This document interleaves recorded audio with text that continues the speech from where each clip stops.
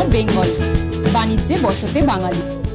কলকাতায় এক সাংবাদিক সম্মেলনের মধ্য দিয়ে অক্সফোর্ড বুক স্টোরে উদ্বোধন হয়ে গেল লেখিকা সর্বাণী গাঙ্গুলির নতুন বই, যিনি অল ইন্ডিয়া রেডিওতে শিশু শিল্পী হিসেবে তার সৃজনশীল যাত্রা শুরু করেছিলেন।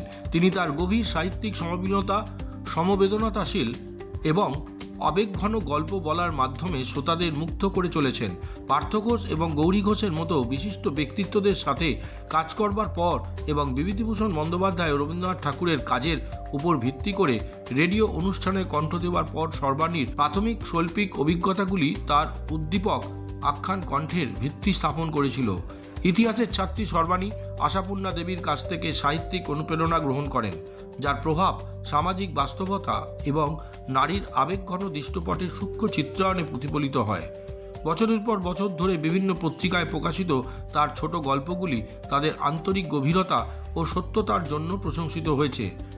তার সর্বশেষ বই অ্যালবাম 4টি হৃদয়গ্রাহী কাল্পনিক গল্প উপস্থাপন করে, যা ঐতিহ্যবাহী এবং আধুনিক উভয় জগতে নারীত্বের বিভিন্ন ছায়াছবি অন্বেষণ করে। প্রতিটি গল্প পরিচয় প্রেম এবং আত্মা উপলব্ধির অভ্যন্তরীণ সংগ্রামের মধ্যে গভীরভাবে প্রবেশ করে। একই সাথে পরিবার ও স্মৃতি কিভাবে একজন মহিলার মানসিক যাত্রাকে রূপ দেয় তা চিত্রিত করেছেন এই বইটিতে। বেসিক্যালি এটা আমার মায়ের ডেবিউ বুক, সর্বাণী গাঙ্গুলি। আমার মা অনেক বছর আগে থেকে লিখছে। As a child artist all India রেডিওতে শ্রুতি নাটক করতেন, পার্থ ঘোষ, গৌরী ঘোষের সাথে বিভূতিভূষণ বন্দ্যোপাধ্যায়, রবীন্দ্রনাথ ঠাকুরের গল্পেতে। তারপরে আমরা যেহেতু বাইরে যখন মাইগ্রেট করে যাই, তো মায়ের লেখাটা একটা গ্যাপ হয়ে যায়। বাট আবার কলকাতা ইন্ডিয়াতে ফেরত আসার পর আমি মাকে পুশ করতে থাকি যে তুমি এত ভালো লেখো, এটাকে তুমি কেন পাবলিশ করো না। তখন বুক ফেয়ারে আমাদের আলাপ হয় একাডেমিক পাবলিশারের সাথে। তাদের হাত ধরেই পুরো এই পাবলিশিং প্রসেসটা খুব স্মুথ এটা হয়েছে। And big thanks to Oxford যে মায়ের ডেবিউ বুকে একটা ভালো আমরা প্ল্যাটফর্ম পেলাম। ইনফ্যাক্ট যেটা সব থেকে বড় আমার কাছে যেটা প্রিভিলেজ, যে মায়ের একটা গল্প আমি অ্যাডাপ্ট করছি। আর যেহেতু আমি একটা ফিল্ম মেকার, আমি খুব তাড়াতাড়ি একটা ফিল্ম নিয়ে আসছি, একটা হিন্দি ওটিটি ফিল্ম মায়ের একটা গল্প দিয়ে, যেখানে রিচা শর্মা, চন্দ্রচূড় সিং দুজনে অ্যাক্টিং করছে। তো সেটা আমার কাছে একটা বিশাল পাওনা আমার মায়ের থেকে। আর পুরো বইটাই ইজ এ সেলিব্রেশন অফ উইমেনহুড, কিন্তু শুধুমাত্র উইমেন ওরিয়েন্টেড নয়। এখানে এমন স্টোরিও আছে যেটা হয়তো একটা মেল চরিত্র, কিন্তু সেখানেও যে একটা মেল চরিত্র একটা উইমেনকে কতটা সাপোর্ট করে আউটশাইন করতে পারে, তো সেই ব্যাপারেও আছে। তো it's a mixed bag of emotions, resilience and strength of being a complete woman. So it's a celebration of womanhood. So all the best to Ma.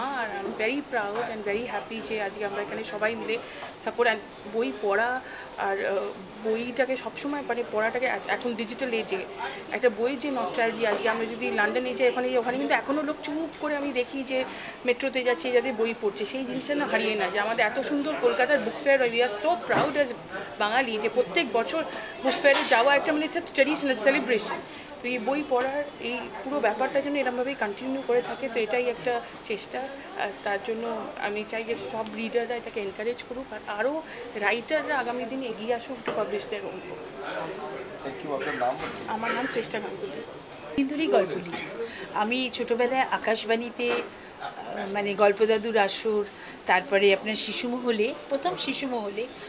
প্রথম কবিতা বলতাম। তারপরে ওখান থেকে আমি এক ধাপ উঠে যাই, যেখানে পার্থ ঘোষ, গৌরী ঘোষ সবার সাথে আমি গল্পদাদুর আসরে মানে ওনারাই শ্রুতি নাটক করতেন। এখন শ্রুতি নাটক তো তখন সেরকমভাবে ছিল না, এবং এক সময় হতো কি যে শ্রুতি নাটক আপনাকে বলতে হবে, তো 1 ঘন্টা আগে প্র্যাকটিস করিয়ে দেওয়া হলো, দিয়ে বললো তুমি করো। তখন অত ছোটো ছিলাম, আমার ভয় বলতে কিছু ছিল না, আমি সবসময় যা ওনারা বলতেন তাই করতাম। তো তার থেকেই গল্পের প্রতি একটা ভালো লাগা, ভালোবাসা জন্মায়। তো সেই জন্য আমরা প্রথম সেই গল্প লেখার একটা আগ্রহ জন্মায়। এছাড়া যখন ছোট ছিলাম আমাকে দিয়ে এই গল্প বলানো হতো স্কুলে, যে তুমি বলো, নিজে বানিয়ে বলো, নিজে করো, ম্যাগাজিনে নিয়ে এসো। তো একদম ছোটোবেলা থেকেই আমি গল্পের প্রতি মানে খুব আকর্ষিত। এবং আমার প্রথম গল্প হচ্ছে পড়া গল্প হচ্ছে ঠাকুরমার ঝুলি, তো দক্ষিণারঞ্জন মিত্র। তো যাই হোক, এবং তারপরে তুতুভুতু, যেটা আমি আমার মেয়েকেও পড়াই। এই বইটিতে যে গল্পগুলো আছে সেই গল্পগুলো কারোর সাথে কোনো রিলেট নেই, এগুলো সম্পূর্ণ আমার কাল্পনিক ধারণা, আর কিছু হয়তো দেখা শোনা ঘটনা নিয়ে লেখা। তো তো আমি এইটাই আশা করছি, যেখানে নারী চরিত্রগুলো যেমন আছে তেমনি মানুষের সামাজিক দিকটাও আছে, তার আরও যেটা আছে সেটা হয়তো কোনো ভৌতিক জগৎকে নিয়েও আছে। তো আমি আশা করি আপনাদের এই গল্পগুলো পড়ে ভালো লাগবে, এইটাই আমার বলার বক্তব্য। আগামী দিনে আর কি কি মানে মনের ইচ্ছা কি কি আছে? মনের ইচ্ছা আছে আরও নতুন আমি কিছু নিয়ে আসবো, তবে সেগুলোও সম্পূর্ণ আমার কোনো গল্পই একটা গল্পের সাথে কোনো মিল আপনারা পাবেন না। আমার গল্পগুলো বিভিন্ন রকমের। তবু একটা তো মানে থাকে যে এই ট্রেন্ডে গল্প লিখতে ভালো লাগে বা বলতে ভালো লাগে। হ্যাঁ, নারী নিয়ে নিশ্চয়ই গল্প লিখতে ভালো লাগে, তাদের দুঃখ বেদনা সব কিছু, কিন্তু সবসময় যে নারী নিয়ে লিখবো তার কোনো মানে নেই। আমি নানা রকম সামাজিক নিয়েও লিখি, না দেখা অদেখা অচেনা ঘটনা যেগুলো হয়তো বাস্তবের সাথে হয়তো কিছুটা হয়তো মিল পাওয়া যায়, আবার কিছুটা হয়তো আমার কল্পনাতে আমি নিয়ে আসি। তো পরবর্তীকালে ইচ্ছে আছে কিছু হয়তো রোম্যান্টিক লিখব, কি ভৌতিক লিখব, কেউ সামাজিক বা প্রথম কোনো অ্যাফেয়ারের গল্প লিখব, এইরকমভাবে নানা রকমভাবে আমার গল্প লেখার বা হয়তো হঠাৎ দেখা এইরকম গল্প লেখার ইচ্ছে আছে। কোন কোন লেখক বা লেখিকাকে দেখে উদ্বুদ্ধ হয়েছে? প্রথম যিনি আমাদের গল্পের গুরু তিনি তো রবীন্দ্রনাথ ঠাকুর, ওনার গল্পের মানে আমাদের সবসময় আকর্ষণ করে। দ্বিতীয় যাকে আমার ভাল লাগে তিনি হচ্ছেন আশাপূর্ণা দেবী।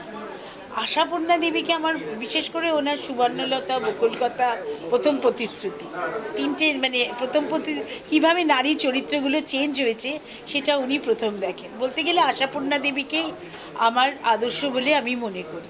আমি তার কাছে পৌঁছতে পারবো না বা তার পৌঁছানোর দৃষ্টতাও আমার নেই, কারণ কি বলে এই কারণেই কেন তিনি অনেক বড় লেখিকা, আমি নিজেকে তো ওই জায়গায় নিজেকে স্থাপন করতে পারবো না, কিন্তু ওনারই আশীর্বাদ নিয়ে আমি কিছু গল্প আপনাদের এই গল্পের বইতে অ্যালবামে এনেছি। আর হচ্ছে যে কোনো ক্যারেক্টার ঠিক মানে আপনার লেখকের মধ্যে লেখার মধ্যে কোনো ক্যারেক্টার যেমন বুদ্ধদেব গুহ যেমন বাবলি করেছিলেন, না আমি এরকম কোনো স্পেসিফিক কোনো কিছু ক্যারেক্টার করিনি।